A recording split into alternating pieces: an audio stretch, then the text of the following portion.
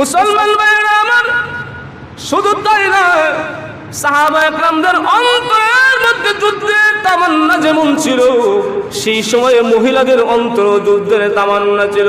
ছোট ছোট শিশু বাচ্চাদের অন্তর যুদ্ধের তামান্না ছিল।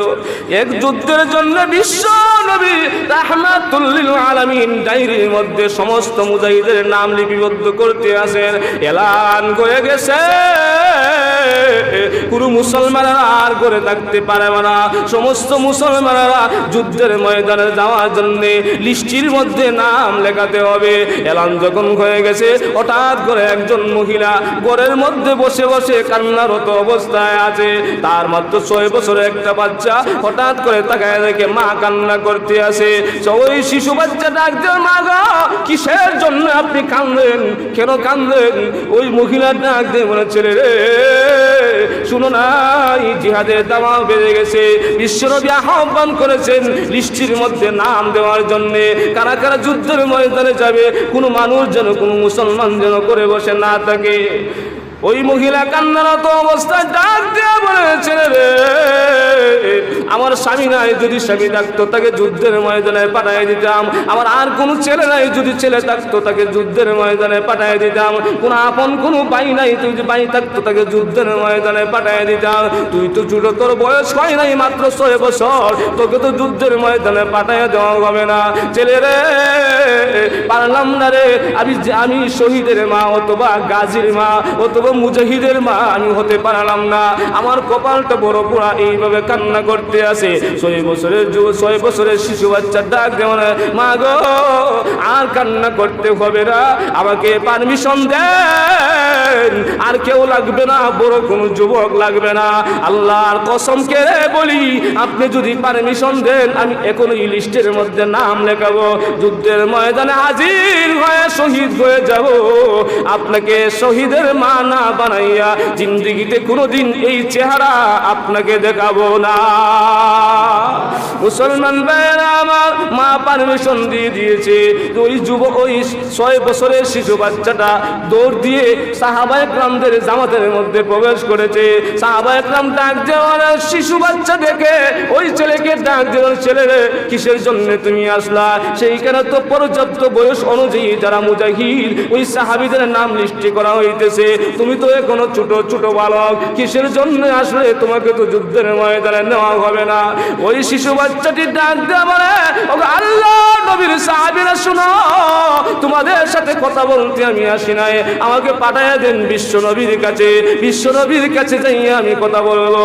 বিশ্ব নবীর কাছে যখন প্রেরণ করা হয়েছে, ওই শিশু বাচ্চাটা বিশ্ব নবীকে ডাক দিয়ে বলে, ওগো নবীজি, আমার মার কাছ থেকে পারমিশন নিয়ে এসেছি, আমাকে যুদ্ধের ময়দানে যাওয়ার জন্য পারমিশনটা আপনি দিয়ে দেন। আপনার পারমিশন পেলেই আমি যুদ্ধের ময়দানে চলে যাব। বিশ্ব নবী ডাক দিয়ে বলেন, না, 15 বছর হওয়ার আগ পর্যন্ত কোনো যুবককে জিহাদের জন্য পারমিশন দেওয়া হয় নাই। তোমার বয়স তো মাত্র 6 বছর, তোমাকে যুদ্ধের ময়দানে দেওয়া হবে না, চলে যাও বাড়িতে। ভবিষ্যতে কোনো একদিন যদি তুমি প্রাপ্তবয়স্ক হও, সেই সময় তোমাকে যুদ্ধের ময়দানে প্রেরণ করা হবে। তো ওই শিশু বাচ্চাটা কান্না করে ডাক দিয়ে বলে, ওগো নবীজি, আমি আমার মাকে ওয়াদা দিয়ে এসেছি, শহীদের নাম মা না বানাইয়ে আমি কোনোদিন বাড়িতে ফিরবো না। ওগো নবীজি, আমাকে একটু পারমিশন দেন, আমি যুদ্ধের ময়দানে যাব। ওগো আল্লাহ নবী, বিশ্ব নবী রাহমাতুল্লাহ আলামিন, আমি আমার মাকে দেখেছি যখন চুলার মধ্যে আগুন ধরায়, ওই মা তখন বড় বড় লাকড়ি চুলার ভিতরে প্রবেশ করায় নাই, ছোট ছোট লাকড়ি চুলার ভিতরে দিয়ে আগুনটা ধরায়। সর্বপ্রথম যদি বড় লাকড়ি গুলা দেয় তাহলে আগুন ধরবে না, ছোট ছোট লাকড়ি দিয়ে আমার মা সর্বপ্রথম চুলার মধ্যে আগুন ধরায়। আগুন ধরানোর জন্য ছোট লাকড়ির প্রয়োজন, বড় লাকড়ি আগে কোনো প্রয়োজন হয় না। ঠিক তেমনি ভাবে যুদ্ধের ময়দানে বড় বড় সাহাবীদেরকে আপনি নিয়ে যাবেন, আলীকে নিয়ে যাবেন, আব্বাস রাদিয়াল্লাহু তাআলা আনহুকে নিয়ে যাবেন, আরো বড় বড় সাহাবীদেরকে নিয়ে যাবেন। ওগো নবীজি, সর্বপ্রথম যুদ্ধের ময়দানে বড় সাহাবীদেরকে প্রেরণ না পাঠাইয়া আমার মতো শিশু বালককে যুদ্ধের ময়দানে আগে পাঠায় দিন।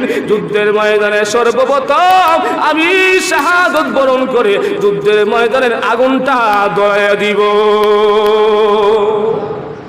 কি বুঝেন, কি তামান্না? সাথে সাথে জিবরাইল আলাইহিস সালাম লম্বা একটা লিস্ট নিয়ে এসে আল্লাহ রাসূলকে ডাক দেন, ওগো নবীজি, ওগো নবীজি, এই যুদ্ধের মধ্যে যাদেরকে মুজাহিদের খাতারের নাম লিস্টের মধ্যে লিখেছেন, আল্লাহ রাব্বুল আলামিন ওই ছেলের নামটাও লিস্টের মধ্যে উঠাই দিয়েছেন। আর ওই ছেলের মার আমল নামার মধ্যে মুজাহিদের মা হিসেবে তার মার নামটাও লেখাই দিয়েছেন।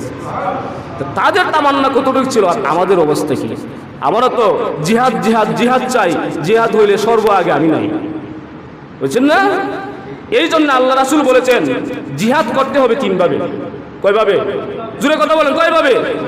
এক নম্বরে সম্পদ দিয়া, এক নম্বরে কি দিয়া, দুই নম্বরে জান দিয়া, তিন নম্বরে ঐক্যবদ্ধভাবে প্রতিবাদ করে। তিনভাবে আমাদের কি করতে হবে? জিহাদ হতে হবে। আজকে বিশ্বের বুকে সমস্ত মুসলমান নির্যাতিত নিপীড়িত, কারণ হলো আমরা জিহাদের তামান্না ভুলে গেছি। আমাদের অন্তরে জিহাদের তামান্না নাই, আমরা প্রতিবাদ করতে পারি না। আজকে যদি আমরা সঠিকভাবে প্রতিবাদ করতে পারতাম, তাহলে বিশ্বের যত বেঈমানরা আছে সমস্ত বেঈমানরা আমাদেরকে ভয় পেতে বাধ্য হতো। জুড়ে কন্টিক কিরি। এই জন্যে সর্বপ্রথম আমাদের কি করতে হবে? জিহাদ করতে হবে সম্পদ দিয়া। এক নম্বরে কি দিয়া? সম্পদ দিয়া। সম্পদ দিয়ে জিহাদ কিভাবে করবেন? আমাদের তো ডাইরেক্টলি ভাবে যাইয়া জিহাদের ময়দানে ফিলিস্তিন যাওয়ার সুযোগ নাই, আছে রাষ্ট্রীয় পারমিশন পাবেন। এই জন্য এক নম্বর সম্পদ দিয়ে আপনি জিহাদ কিভাবে করবেন? ফিলিস্তিনিদেরকে সাহায্য করবেন। দুই নম্বরে ইসরায়েল বাহিনী তাদের যে উপকৃত হওয়ার পন্থা আছে, যে জিনিসগুলা বাজারে আছে, ওই জিনিসগুলাকে পণ্যগুলোকে আমাদের বয়কট করতে হবে। কারণ আমাদের টাকায় কিনিত যে পণ্যগুলো আমরা কিনি, এটার একটা অংশ ইসরায়েলের হাতে যায়। ওই ইসরায়েলরা ওই টাকা দিয়ে অস্ত্র কিনে আমার মুসলমান মা বোন ভাই বোনদের উপর আক্রমণ চালায়। এই জন্য ওই ইসরায়েলের পণ্য বয়কট করতে হবে। কিন্তু এখন যদি ইসরায়েলের পণ্য বয়কট করতে বলি, তাহলে এটা বয়কট কিনে কিনব, এটা ছাড়া ব্যবসা করবো কিভাবে? বুঝতে হবে তুমিও ইহুদির দালাল, তুমিও ইহুদির দালাল।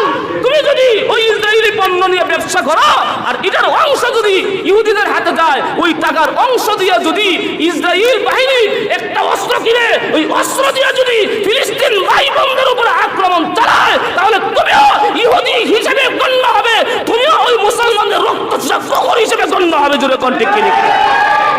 এই জন্যে ইহুদি পণ্যগুলো বয়কট করতে হবে। দুই নম্বর, যদি এরকম কোনো ব্যবস্থা হয় নিজের জান দিয়া যুদ্ধের ময়দানে যাইতে পারবো, তাহলে এই জন্য মনের মধ্যে এই বাসনা তৈরি করে রাখতে হবে, যেই সময় ডাক আসবে সেই সময় ওই যুদ্ধের ময়দানে জড়িয়ে পড়তে হবে। তিন নম্বরে সমস্ত মানুষ মিলে ঐক্যবদ্ধভাবে প্রতিবাদ গড়ে তুলতে হবে। এই তিনভাবে আমরা জিহাদ করব। আল্লাহ রাব্বুল আলামিন আমাদের সবাইকে আমল করার তৌফিক দান।